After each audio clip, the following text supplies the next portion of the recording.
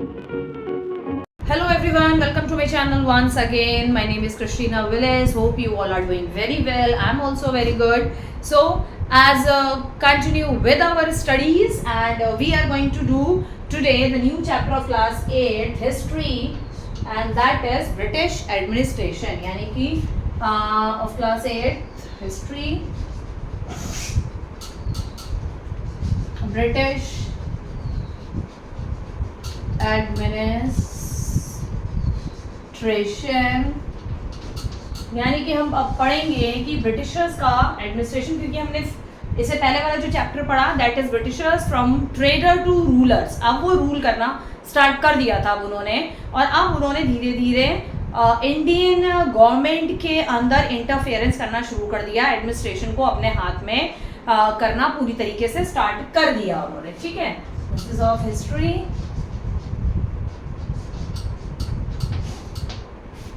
Okay, so continue with the chapter. इसमें हम topics क्या क्या पढ़ेंगे? Regulating act 1773, पिट्स India act 1784, chartered act, ये सारे एक्ट्स इन्होंने गवर्नमेंट में स्टार्ट किए, नए नए एक्ट्स बनाए, और इन एक्ट्स के थ्रू जो है एडमिनिस्ट्रेशन को अपने अंडर में इन्होंने लिया. Administrative setup under the British and rule of law. So out have read how the British traders formally establish you have read how the British trader firmly established themselves in India through conquest के through उन्होंने जो है किस तरीके से अपने आप को इंडिया में स्टैब्लिश किया by subsidiary alliances and the other policies such as the doctrine of lapse and paramountcy. Now 1858 by 1857 तक जो है they virtually control all of India directly और इनडायरेक्टली. डायरेक्टली जो है उन्होंने 1857 तक मैक्सिमम पूरे इंडिया में जो है अपना दबदबा बना लिया था, पूरे इंडिया को मैक्सिमम पार्ट जो है उसने कैप्चर कर लिए थे ब्रिटिशर्स ने. From traders they had became the ruler of the vast country. Trader से अब वो इतनी बड़ी कंट्री के जो है रूलर्स बन चुके थे. Initially officials of the East India company administrated the Indian territories under the British control. तो पहले तो स्टार्टिंग में जो ईस्ट इंडिया कंपनी थी वो ब्रिटिश कंट्रोल के अंडर में रहकर सारा काम कर रही थी, but the early administrative structure of the colonial administration were intended to serve the company's interest. तो पहले स्टार्टिंग में क्या हो रहा था कि वो कंपनी के जो इंटरेस्ट है उनको फुलफिल कर रही थी. ठीक है, कंपनी अपने इंटरेस्ट को सिर्फ कर रही थी, ट्रेड करना एंड ऑल दैट, लेकिन बाद में धीरे धीरे उन्हें समझ में आने लगा कि इंडिया में हम रूल कर सकते हैं. इंडियन पीपल्स को जो है इतना इस चीज़ की इतनी समझ नहीं है जिस तरीके से बाकी मुगल्स और बाकी रूलर्स जो है रूल कर रहे हैं, तो हम भी इस पर रूल कर सकते हैं. ठीक है, so serve company interest and increase its profit. पहले तो कंपनी अपने प्रॉफिट पर ही ध्यान दे रही थी कि हम ट्रेड से अपना कैसे ज़्यादा से ज़्यादा प्रॉफिट जो है हम बढ़ा सकें, but no thought was given to the welfare of the people. लेकिन लोगों की वेलफेयर के मतलब तरफ उनका बिल्कुल भी किसी तरीके का ध्यान नहीं गया. Many of the companies administrative policies were found to be corrupted. लेकिन कंपनीज की कुछ ऐसी पॉलिसीज थी जो कि करप्टेड पाई गई and cruel by the British parliament. तो ब्रिटिश पार्लियामेंट में जब देखा गया तो उन्होंने ये पाया, ब्रिटिश पार्लियामेंट में जब बैठक वगैरह हुई, सेशन हुआ, तो उन्होंने ये पाया कि कंपनी की बहुत सारी ऐसी पॉलिसीज थी जो क्रूअल थी इंडिया में और करप्टेड थी. So therefore the British government decided to regulate the activities of the company in India. तब ब्रिटिश गवर्नमेंट जो वहाँ यूके में जो गवर्नमेंट बैठी थी उन्होंने डायरेक्टली इंडिया को कंट्रोल करने के बारे में सोचा. ठीक है, it pass a number of law to control the East India Company. बहुत सारे लॉ उन्होंने पास किए ताकि ईस्ट इंडिया कंपनी को कंट्रोल कर सके, जो कंपनी यहाँ पर आई थी ट्रेड करने के लिए, ब्रिटिशर्स की company, and it's administration of India. और उसका ब्रिटिश ईस्ट इंडिया कंपनी का एडमिनिस्ट्रेशन इंडिया में ब्रिटिश गवर्नमेंट अपनी तरह से चला सके. So let us took a look at them. तो कौन कौन से एक्ट्स जो है ब्रिटिश गवर्नमेंट ने इंग्लैंड में, वहाँ यूके में, इंडिया में स्टार्ट किए, कौन कौन से एक्ट, और ईस्ट इंडिया कंपनी को कंट्रोल करने के साथ साथ उन्होंने इंडिया को भी कंट्रोल किया धीरे धीरे डिफरेंट एक्ट्स चला के. तो first is we are going to study about the regulating act.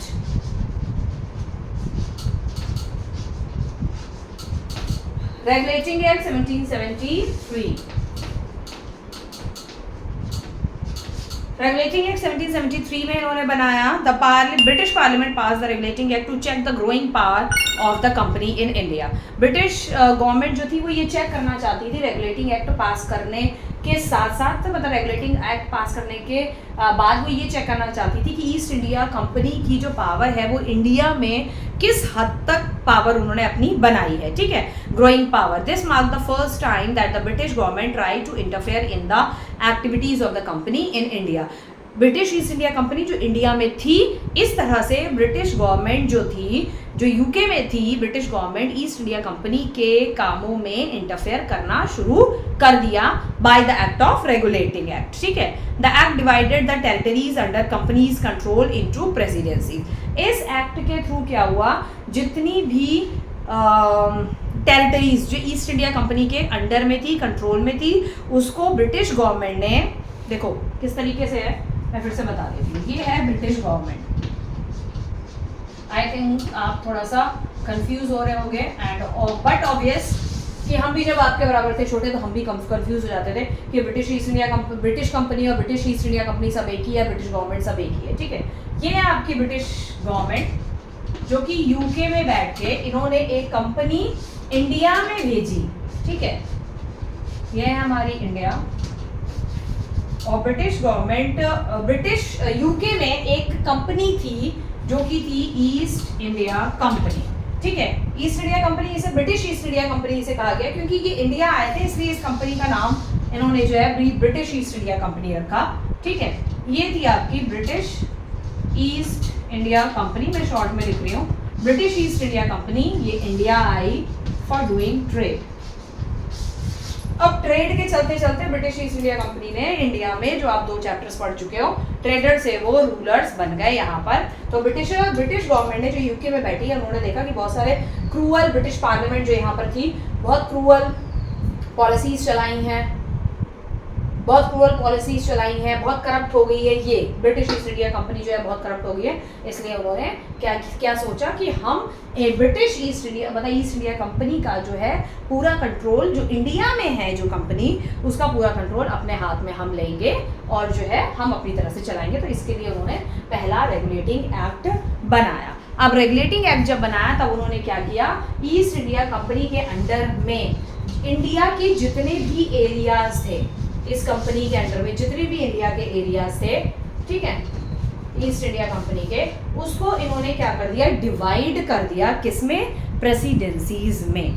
The companies control territories under the companies control, company के कंट्रोल में जितनी भी टेरिटरीज थी उनको प्रेसिडेंसीज में डिवाइड कर दिया। There were 3 such administrative unit, 3 such administrative units बनाई उन्होंने। फर्स्ट थी आपकी बंगाल, ठीक है, और Bombay and Madras, Bombay and third is Madras, ठीक है। ये 3 उन्होंने एडमिनिस्ट्रेटिव सेंटर बनाए। एडमिनिस्ट्रेटिव सेंटर यानी कि यहाँ पर बैठ के जो है, जो ब्रिटिश गवर्नमेंट है वो इन तीनों प्लेसेस को जो है सेंटर बनाए। यहाँ पर अपने वो कुछ वाइसरॉय, चांसलर वगैरह यहाँ पर अपॉइंट करेंगे और वो यहाँ से बैठे बैठे इंडिया के सारे ट्रेड को कंट्रोल करेंगे, इंडिया की बाकी सारी बची हुई टेरिटरीज को अपने कंट्रोल में कर सकते हैं, ठीक है। Now each presidency was ruled by governor. अब हर प्रेसिडेंसी में मैंने बताया ना, एक वाइस चांसलर या गवर्नर बनाएंगे, तो यहाँ पर उन्होंने सब में एक क्या रखे, अपने गवर्नर, सब में एक गवर्नर रखे। Governor, the entire British administration was looked after by Governor General. Entire British administration, he was the head of the administration. और पूरा ये एडमिनिस्ट्रेशन को कौन लुक आफ्टर करता था, पूरे एडमिनिस्ट्रेशन को लुक आफ्टर करते थे आपके गवर्नर जनरल। एक और इनके ऊपर होते थे गवर्नर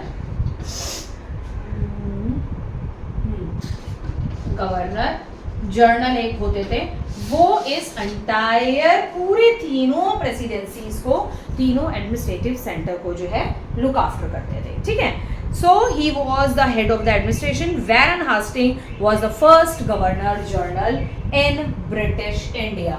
तो पहले जो गवर्नर जनरल अपॉइंट किए गए वो कौन थे आपके, वैरन हास्टिंग। ये इंपॉर्टेंट है, कई बार ये क्वेश्चन पूछे जाते हैं। First governor general and the last governor general जरूर पूछा जाता है of British India.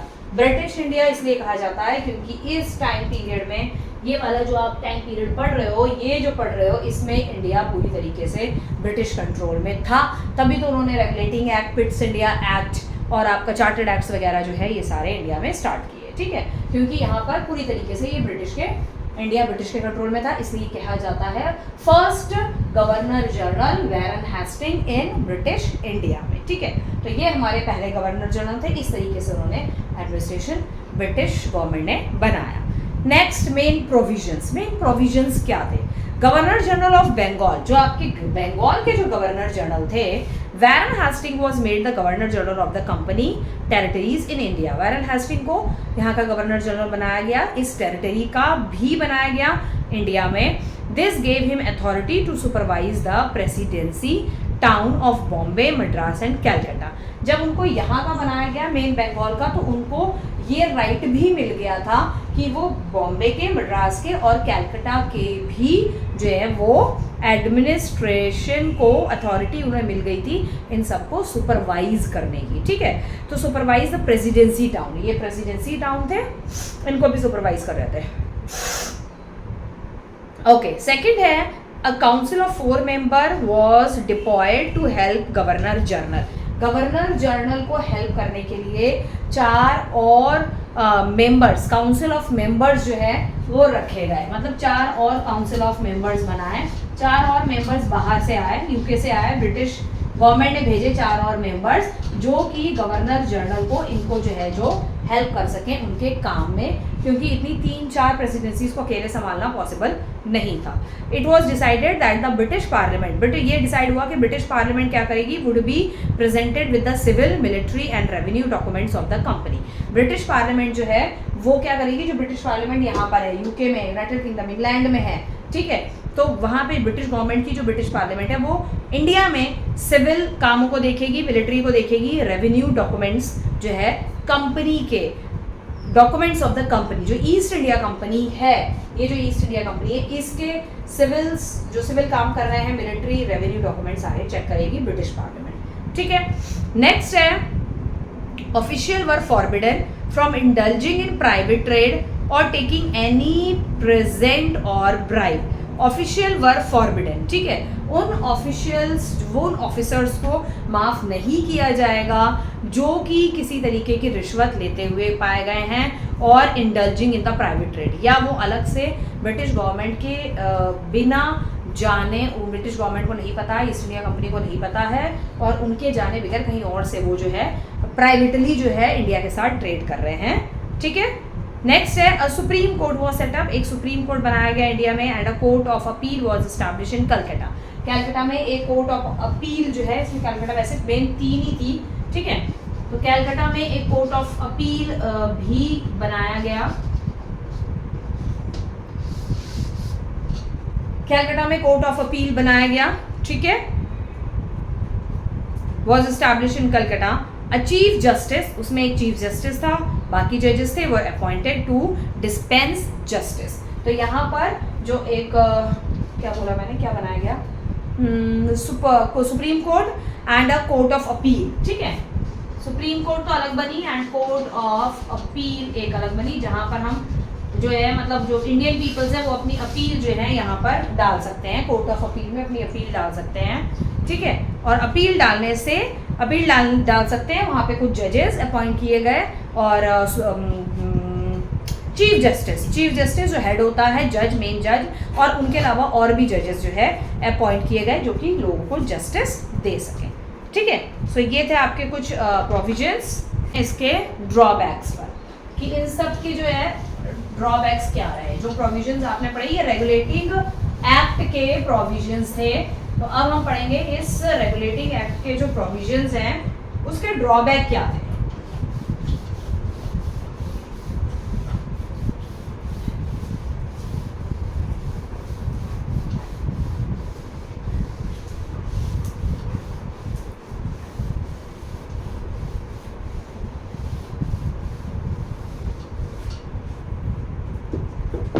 Now come to the drawback.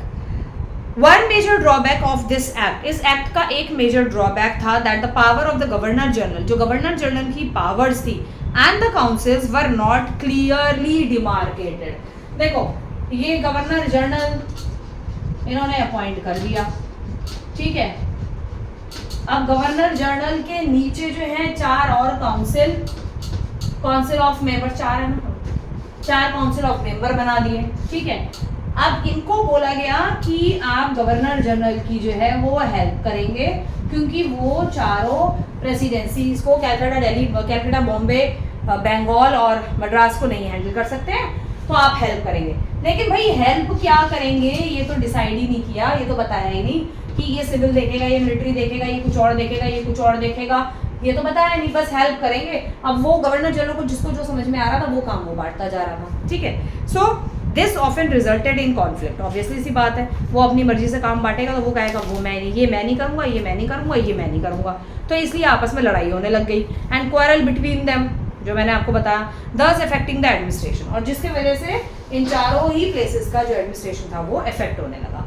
तो अफेक्ट होने की वजह से control of the governor general of the governors of Madras and Bombay also provided to be an inadequate. अच्छा, मद्रास और बॉम्बे में जो गवर्नर्स बनाए थे, हर एक में अलग अलग गवर्नर बनाए थे ना, वो भी सही से काम नहीं कर रहे थे, ठीक है, उनका भी कुछ समझ में नहीं आ रहा था।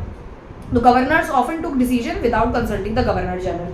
जो बॉम्बे, बंगाल, कैलकाटा के जो गवर्नर्स अलग से बनाए थे, अलग से जो गवर्नर बनाए थे, मैंने बताया अभी, वो गवर्नर का भी काम कुछ समझ में आ नहीं रहा था, और ये कई बार कुछ ऐसे स्टेप्स ले लेते थे जो गवर्नर जनरल को पता ही नहीं होता था।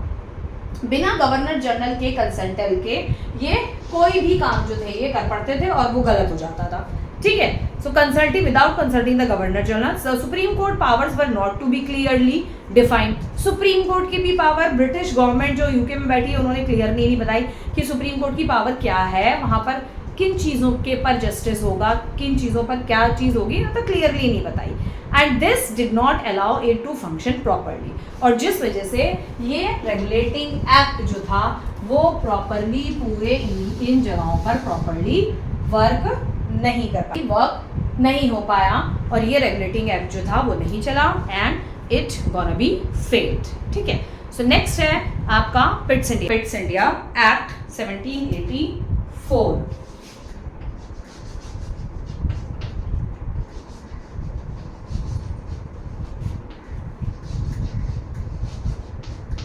Pitt's India act 1784।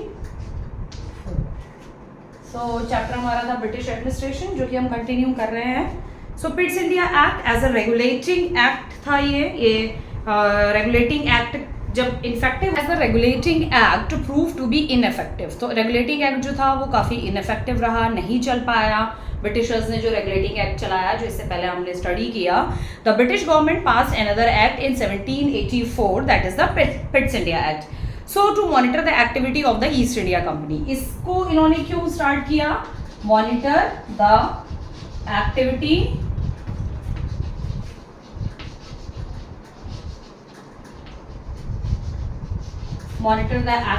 Of East India company. East India company की एक्टिविटीज को मॉनिटर करने के लिए क्या काम वो लोग कर रहे हैं, किस तरीके से कर रहे हैं, and all that. Okay, so the Pitt's India act establish a board of council in Britain for keeping an eye on the company.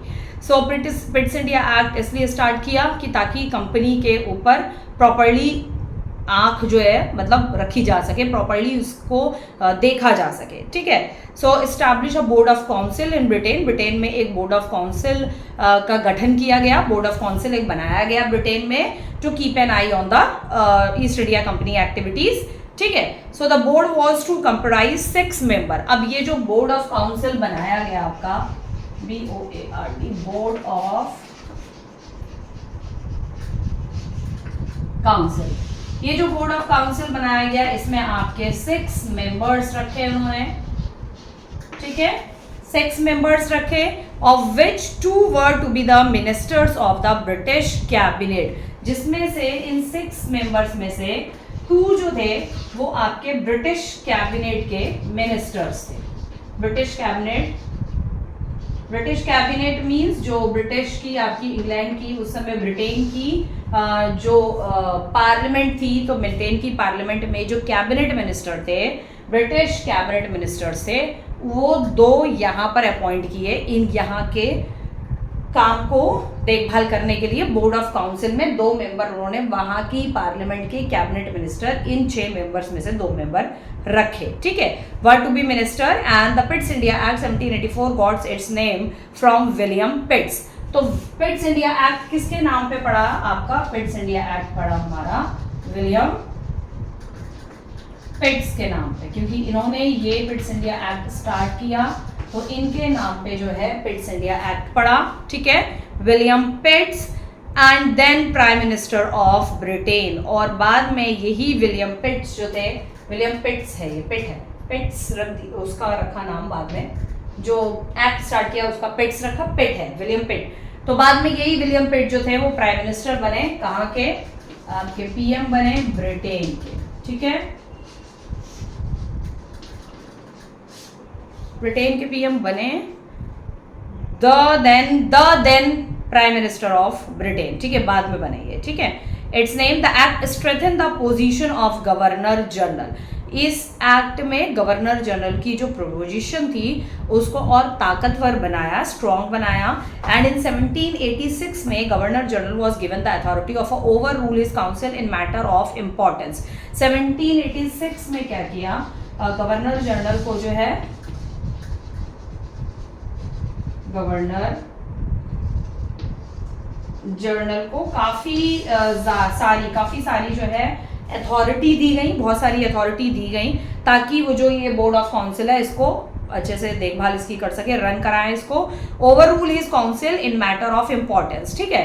तो वो काफी इनको जो है जो पावर्स थी, जो अथॉरिटी थी, वो इनकी बढ़ा दी गई, ठीक है, ताकि काउंसिल की जो पावर्स है उसको ओवर रूल किया जा सके।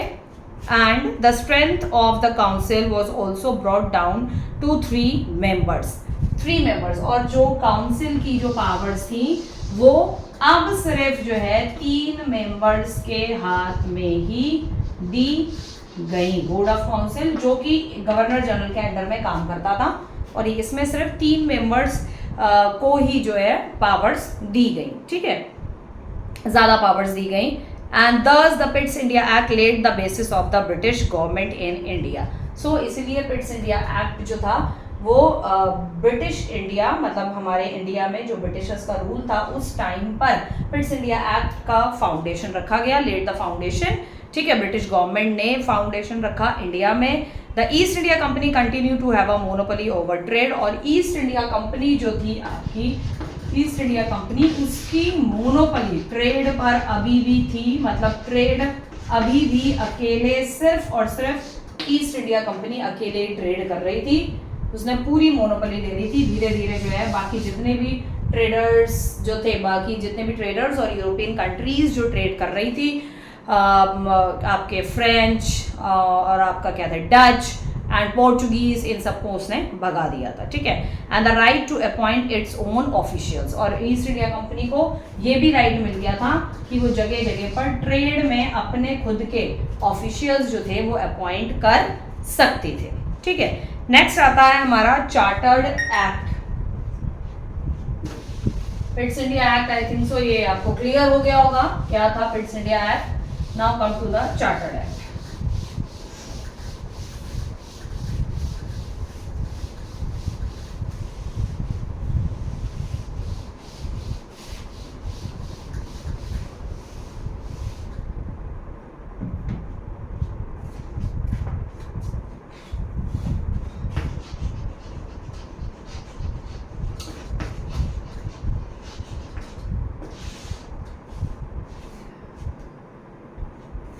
ये चार्टर्ड एक्ट है, this is an another act started by British government. Chartered act है, कैरेक्टर एक्ट नहीं है, तो इसको कैरेक्टर एक्ट मत बोलना, ठीक है। Chartered act, so east India companies monopoly over trade in India ended with the charter act. So east India company की जो मोनोपोली थी ट्रेड में, वो चार्टर्ड एक्ट के साथ ही जो है वो खत्म हो गई, ईस्ट इंडिया कंपनी की मोनोपोली थी ट्रेड पे। जब चार्टर्ड एक्ट आया, चार्टर्ड एक्ट बनाया गया, तो it ended with this act.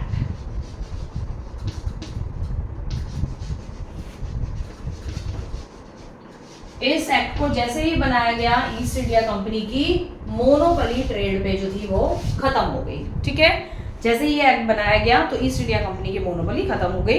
And the chartered act 1813 ended the company's monopoly over trade to of all goods except T.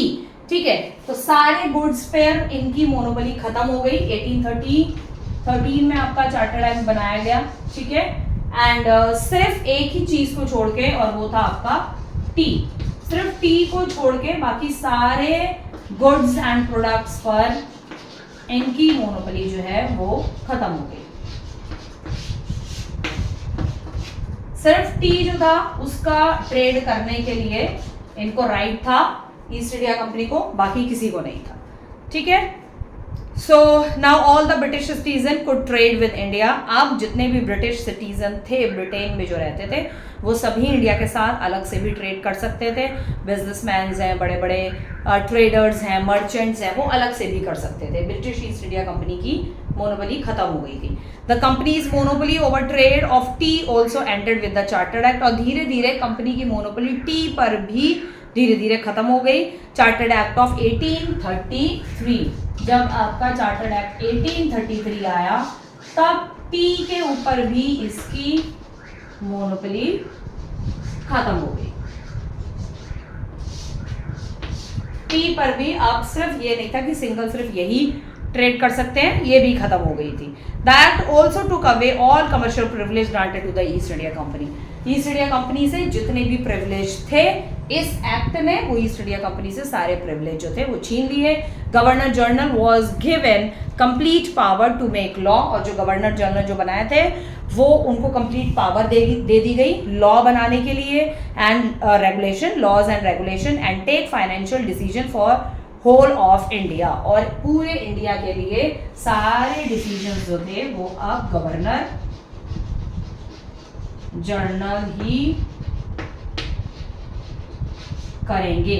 पूरे इंडिया के लिए जितने भी डिसीजन सारे लेने हैं वो गवर्नर जनरल लेंगे। ठीक है, the control of the British parliament over India was strengthened further by the chartered act of 1853। The control of the British parliament over India. अब चार्टर्ड एक्ट आया आपका 1853। 1853 में जो ब्रिटिश पार्लियामेंट थी उसको पूरी कंप्लीट, इसके तहत चार्टर्ड एक्ट के तहत जो है, जैसे जैसे चार्टर्ड एक्ट आते गए और पावर्स जो है ब्रिटिश गवर्नमेंट की जो है इंडिया में बढ़ती गई। और 1853 का जो चार्टर्ड एक्ट आया उसमें जो control of the British parliament का जो कंट्रोल था, ब्रिटिश पार्लियामेंट का जो कंट्रोल था वो इंडिया पर पहले से और भी ज्यादा हो गया। कंट्रोल ओवर इंडिया, ठीक है, और ज्यादा उनका ताकत जो थी और ज्यादा बढ़ गई। तो ये था आपका चार्टर्ड एक्ट, देख सकते हो। तो चार्टर्ड एक्ट फर्स्ट जो आया 1813, शॉर्ट में बता देती हूँ मैं आपको। 1813 में ईस्ट इंडिया कंपनी की मोनोपोली जो ट्रेड पे थी वो सारी खत्म कर दी गई एक्सेप्ट टी। उसके बाद जो है 1833 का चार्टर्ड एक्ट आया, सारे 1813 में ही जो है गुड्स और सारे प्रोडक्ट्स पर ईस्ट इंडिया कंपनी की मोनोपोली खत्म कर दी। 1833 में क्या हुआ कि जो 1833 में जो चार्टर्ड एक्ट आया उसमें टी पर भी जो मोनोपोली थी वो भी खत्म कर दी गई। अब क्या था कि जितने भी सारे बिजनेसमैन थे, ब्रिटिशर्स के जितने भी सिटीजन थे, वो अलग से इंडिया में आके जो है ट्रेड किसी भी हर प्रोडक्ट से जो है हर चीज से ट्रेड कर सकते थे। उसके बाद 1853 में जो है चार्टर्ड एक्ट आया। अच्छा, 1833 में जो चार्टर्ड एक्ट आया उसके बाद जो है नया रूल एंड रेगुलेशन बनाया कि गवर्नर जनरल ही अब पूरे इंडिया के लिए सारे डिसीजंस लेगा और सारे law and regulation, rules and regulation सब गवर्नर जनरल ही बनाएगा। अब 1853 का जो चार्टर्ड एक्ट आया उसमें ब्रिटिश पार्लियामेंट को ज्यादा से ज्यादा पावर दे दी गई। ब्रिटिश पार्लियामेंट के पास ज्यादा पावर आई कि इंडिया पर और जो उसका कंट्रोल ओवर था इंडिया पर, वो पूरे इंडिया पर कंट्रोल और ज्यादा बढ़ गया, स्ट्रेंथेन हो गया 1853 के चार्टर्ड एक्ट में। तो ये था आपका शॉर्ट में चार्टर्ड एक्ट के बारे में। Now come to the next topic.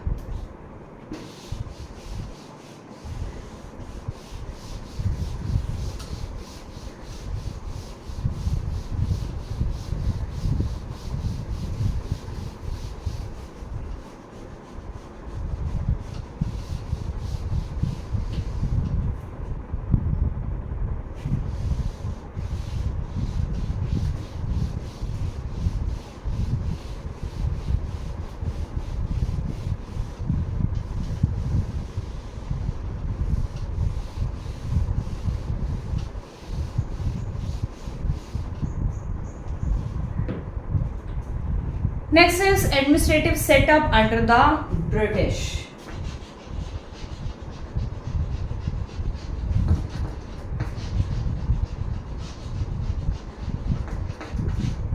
Administrative setup under British, you know कि ब्रिटिश के अंडर में ही है, तो इसलिए मैं पूरा नहीं लिख रही हूँ topic, only the administrative setup. So the British administrative setup under the British administrative setup under the British. कुछ 4-5 चीज़ें जो है ब्रिटिशर्स ने इंडिया में स्टार्ट करी. एक पूरा एडमिनिस्ट्रेटिव सिस्टम जो है इन्होंने बनाया. और वो क्या था एडमिनिस्ट्रेटिव सिस्टम? फर्स्ट था आपका सिविल सर्विसेज.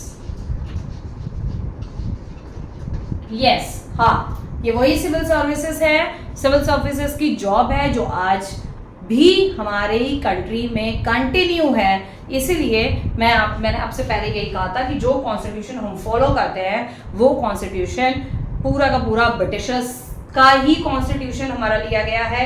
और यहाँ वहाँ की कंट्री से भी कुछ हमने अपने कॉन्स्टिट्यूशन में कई चीज़ें डाली गई हैं. मैंने कॉन्स्टिट्यूशन का एक शॉर्ट वीडियो बनाया हुआ है इससे रिलेटेड. ठीक है. सो हमने जो 2 इयर्स और 11 मंथ लगा दिए जो कॉन्स्टिट्यूशन को कहते हैं बनाने में वो बनाया नहीं है. उसमें सिर्फ अमेंडमेंट्स किए गए हैं. जो चीज़ें ब्रिटिशर्स के टाइम पर जो कंटिन्यू थी, कई ऐसी चीज़ें जो लागू थी वो अब एक फ्री इंडिया में लागू नहीं हो सकती. उन चीज़ों को जो है चेंज करने में 2 साल 11 महीने लगे हैं. ठीक है ना. अगर बनाना पड़ता है इंडियन कॉन्स्टिट्यूशन तो पता नहीं क्या कितने सालों ही लग जाते हैं. शायद उसकी कोई वो नहीं थी. ठीक है, 10 साल 15 साल कितने लग जाते हैं. सो इसलिए जो कॉन्स्टिट्यूशन हम फॉलो करते हैं आज वो मतलब ब्रिटिश का कॉन्स्टिट्यूशन है. और कई देशों से भी हमने बहुत सारी चीज़ें जो है अडॉप्ट करी हैं. लेकिन जो यहाँ कहा जाता है कि हाँ ब्रिटिशर हमने जो है कॉन्स्टिट्यूशन बनाया वो अमेंड किया है, बनाया नहीं है. ठीक है. तो सिविल सर्विसेज उनमें से एक है. सिविल सर्विसेज जो है जो ब्रिटिशर्स के टाइम का ही बनाया गया है. ये वही सिविल सर्विसेज है जो आज सिविल सर्विसेज की जॉब्स लोग कर रहे हैं. लाइक IAS PCS है, UPSC के जो एग्जाम्स देते हैं, ये वही सिविल सर्विसेज एग्जाम्स हैं जो कि ब्रिटिशर्स ने स्टार्ट किया था. Setup for journal administration. तो सिविल सर्विसेज था ये जर्नल एडमिनिस्ट्रेशन के लिए. लाइक ये PCS IAS के जो पोस्ट होती है उसके लिए. अब आ जाता है UPSC के जो एग्जाम्स वगैरह होते हैं उसके थ्रू जो है हम यहाँ जाते हैं. UPSC के जो उत्तर प्रदेश के जो एग्जाम्स होते हैं उसके थ्रू हम PCS IAS या IPS जो भी ऑफिसर्स बनते हैं. ठीक है. तो वो सिविल सर्विसेज के एग्जाम्स के थ्रू ही आपके यहाँ जाते हैं. ठीक है. नेक्स्ट उनका था judiciary for providing justice. Second था judiciary.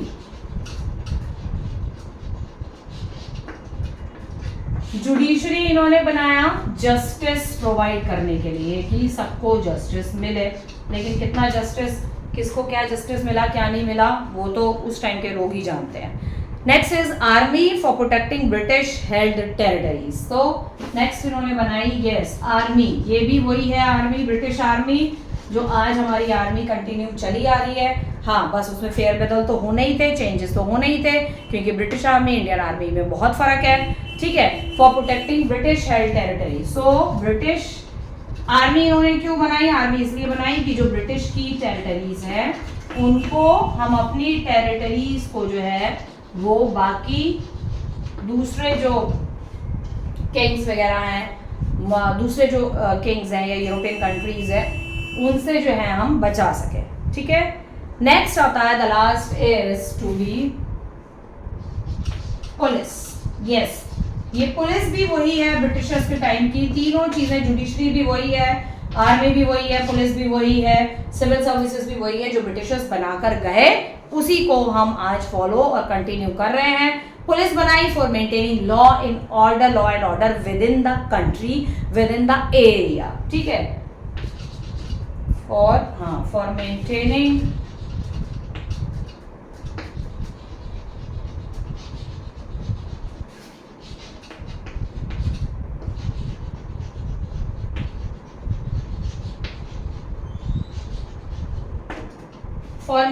Law and order. So police बनाई ब्रिटिशर्स ने maintaining law and order with in the country या विद इन द स्टेट के अंडर लॉ एंड ऑर्डर को मेंटेन करने के लिए, लोगों में जो आपस में लड़ाई हो जाए, दंगे फसाद, ये सब कुछ। और स्पेशली पुलिस उस टाइम पे, ब्रिटिश टाइम पे पुलिस का यूज ज्यादातर फ्रीडम फाइटर्स को उठा के जेल में डालने के लिए किया जाता था, क्योंकि ज्यादा दंगे फसाद उस टाइम पर फ्रीडम फाइटर्स के ही रहते थे, because they want free India and they want free India from the rule of the British, ठीक है। तो इसलिए इन्होंने जो है पुलिस का भी जो है डिपार्टमेंट बनाया। So Indian civil services is often referred to as a steel framework. Indian civil services जो है एक स्टील फ्रेमवर्क का काम करते हैं। अब हम डिटेल में पढ़ेंगे इसको। That sustain British administration in India, जो कि ब्रिटिश एडमिनिस्ट्रेशन को इंडिया में सेटल डाउन इजीली होने में हेल्प किया। किसने? सिविल सर्विसेज ने। It's officials were responsible for running the entire administration of the country. और इसके ब्रिटिश ये जो सिविल सर्विसेज के जो ऑफिसर्स हुआ करते थे, वो ऑफिसर्स जो थे वो रिस्पॉन्सिबल होते थे कि अगर ब्रिटिश एडमिनिस्ट्रेशन में, इंडिया के अंदर ब्रिटिश एडमिनिस्ट्रेशन में अगर कोई भी गड़बड़ फड़बड़ कुछ भी होगी तो ये ऑफिसर्स जो है उसके लिए रिस्पॉन्सिबल है, ठीक है। So the civil services in India was founded by a Lord Cornwallis. तो सिविल सर्विसेज जो है आपका स्टार्ट किया था लॉर्ड कॉर्नवालिस ने।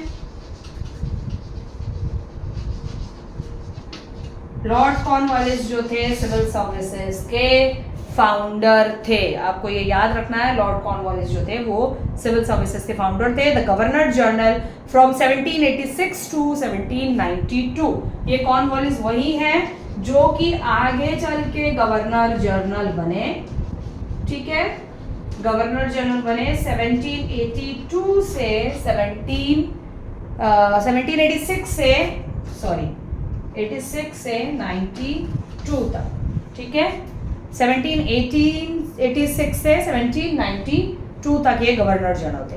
When he came to office, जब वो ऑफिस में आए, corruption was rampant among the officials of the company। जब वो ऑफिस में आए, सिविल सर्विसेज जब का उन्होंने जब फाउंडेशन किया, लेट द फाउंडेशन, तो उसके बाद जब वो ऑफिस में आए, सारी चीजें सब एडमिनिस्ट्रेशन वगैरह देखने के लिए, उस समय करप्शन जो था ब्रिटिश ऑफिशियल्स में जो था वो चरम सीमा पे था, because it was written air की रैम्पेंट, मतलब बहुत ज्यादा करप्शन हो रखा था। बहुत सारी फाइल्स में सब कुछ देख, ये चीज थी कि करप्शन बहुत ज्यादा हुआ है, ठीक है। सो बहुत ज्यादा हाई पर था करप्शन ऑफिसर्स के बीच में, कंपनी के अंदर, and as they were paid poorly, और उनको सैलरी भी इतनी अच्छी नहीं दी जाती थी, इसलिए वो करप्शन घोटाले कर करके पैसा कमाते थे, ठीक है। They indulge in the private trade करते थे जो सिविल सर्विसेज के ऑफिशियल्स होते थे, प्राइवेट ट्रेड करते थे, and even restore to take bribes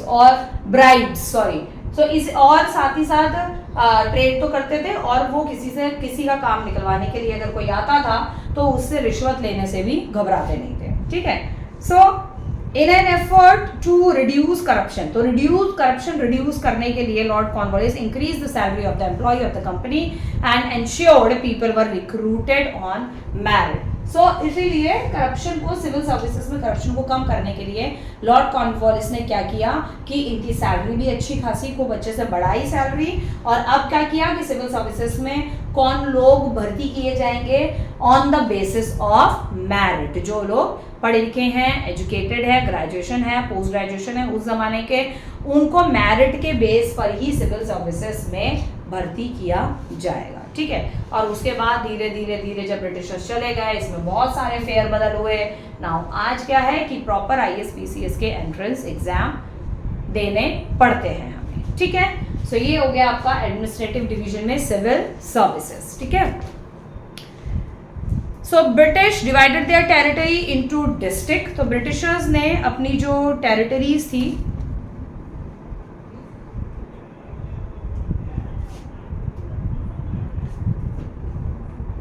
अपनी टेरिटरीज को डिस्ट्रिक्ट में डिवाइड किया था। Each district was administered by the collector. ये ऐसे नहीं आएगा, मैं वैसे समझाना पड़ेगा आपको। ये हटा देती हूँ मैं। आई थिंक सो ये तो समझ में आ गया होगा।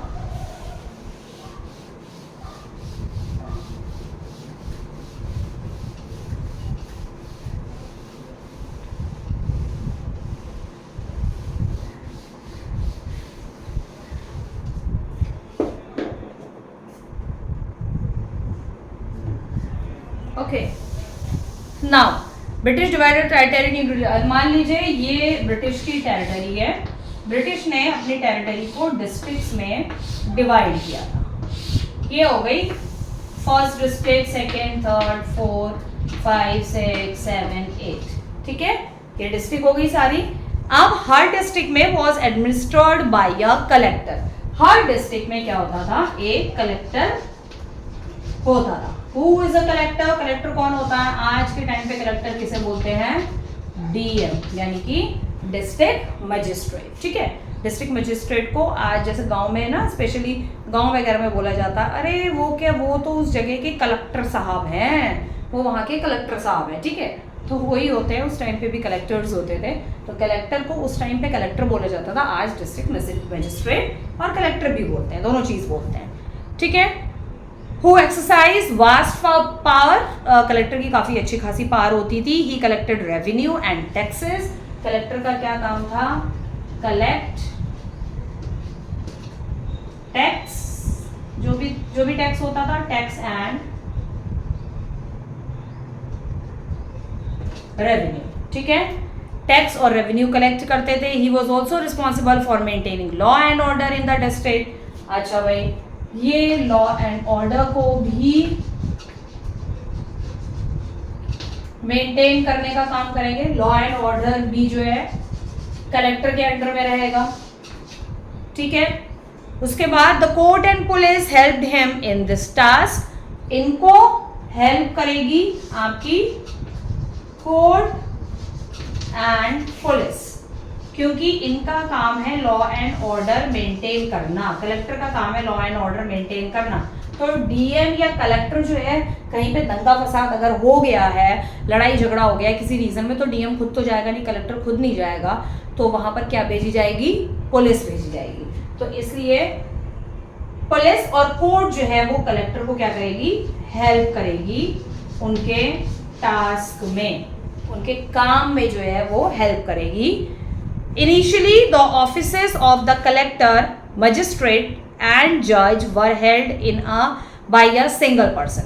क्या होता था कि पहले स्टार्ट में क्या किया जाता था कि एक सिंगल पर्सन ही जो है सारी चीजें, सारे ऑफिसेस हैंडल कर रहा था। Offices of the collector, collector का ऑफिस, मजिस्ट्रेट का ऑफिस, मजिस्ट्रेट जो मजिस्ट्रेट के सामने जाते हैं, जज के सामने, जज से थोड़ा सा नीचे होता है। ठीक है, और जज were held by a single person. ये तीनों ऑफिस जो है एक पर्टिकुलर एक ही बंदा पहले हैंडल करता था। अब जब लॉर्ड कॉर्नवालिस आए तो जब इन्होंने चेंजेस किए, so the district collector not only collected revenue and looked after the administration. तो डिस्ट्रिक्ट कलेक्टर रेवेन्यू ही नहीं कलेक्ट करता था, बल्कि एडमिनिस्ट्रेशन को भी उसे देखना पड़ता था। So but also dispense justice. So ये जस्टिस भी जाके करते थे। ठीक है, जज की जगह वाला काम भी इन्हीं को करना पड़ता था। ठीक है, सो इसलिए अब क्या किया? Lord Cornwallis change this, Lord Cornwallis ने इसको चेंज किया and started practicing appointing European जजेस to civil court so that the collector were free to concentrate on administration and revenue collection. So Lord Cornwallis ने क्या किया? अब European, British European जजेस जो थे वो इंडिया में कोर्ट में अपॉइंट करना शुरू कर दिया। उन्होंने यूरोपियन जजेस को वहां पर अपॉइंट किया और जो आपके डीएम थे, कलेक्टर थे, उनको रेवेन्यू कलेक्शन और टैक्स कलेक्शन और लॉ एंड ऑर्डर के लिए ही रख दिया, ताकि वो अपने काम को अच्छे से कर सके, अपने काम में प्रॉपर कंसंट्रेट कर सके। ठीक है, इसके बाद thus he managed to separate the executive from the judiciary. So इस तरीके से उन्होंने एग्जीक्यूटिव को जुडिशरी से अलग किया।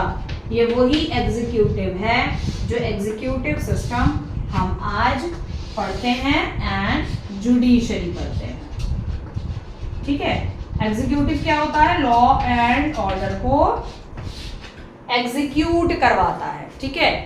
लेजिस्लेचर क्या होता है, लॉ एंड ऑर्डर बनाता है, लेजिस्लेटिव असेंबली या लेजिस्लेचर लॉ एंड ऑर्डर बनाती है, और एग्जीक्यूटिव जो है उसे इंप्लीमेंट कराती है, एग्जीक्यूट करवाती है। जुडिशरी जो है वो देखती है कि कोई भी लॉ का वायलेशन ना करे, ठीक है। ये वही है जो अभी हमने 7th में या शायद 9th में भी पढ़ा था, और शायद इसे प्रीवियस वाले चैप्टर में, हाँ इसी में पढ़ा था 8th में, आपके सिविक्स वाले जो चैप्टर में पढ़ा था हमने सारी चीजें, ये वही है।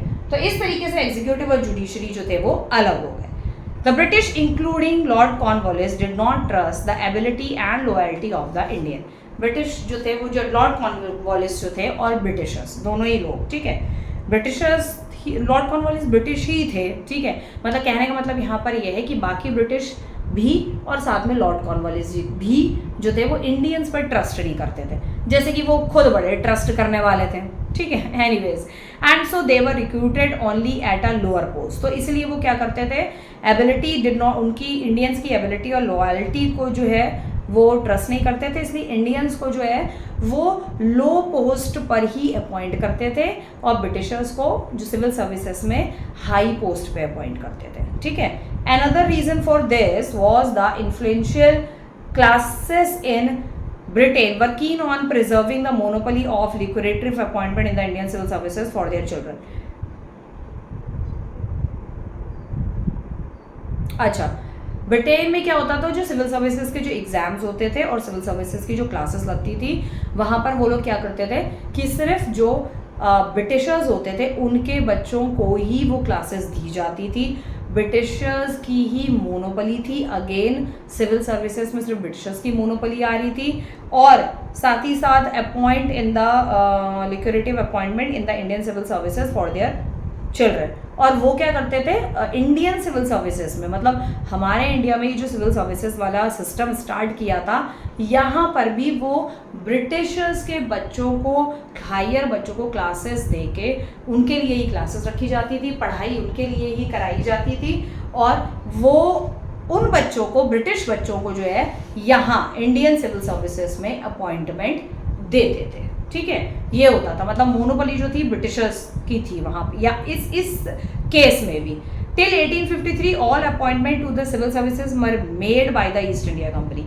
अच्छा, 1853 तक जो है जितनी भी अपॉइंटमेंट सिविल सर्विसेज में होती थी वो सारी अपॉइंटमेंट ईस्ट इंडिया कंपनी ही करती थी आपकी, with the passing of the chartered act of 1853। लेकिन जब चार्टर्ड एक्ट आपका 1853 पास हुआ,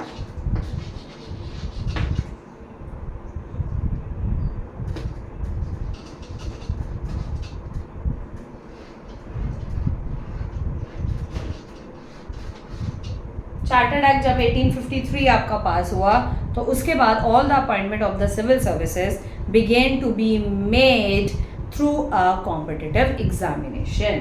तो चार्टर्ड एक्ट 1853 जब पास हुआ, तो इसके बाद सारे जो थे आपके अपॉइंटमेंट सिविल सर्विसेज के लिए वो कैसे होने लगे, through examination.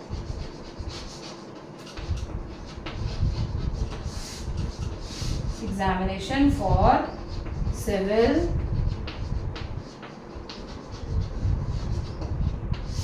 Services, civil services के सारे अपॉइंटमेंट एग्जामिनेशन के थ्रू होने लगे, ठीक है। अब सबका एग्जाम होगा।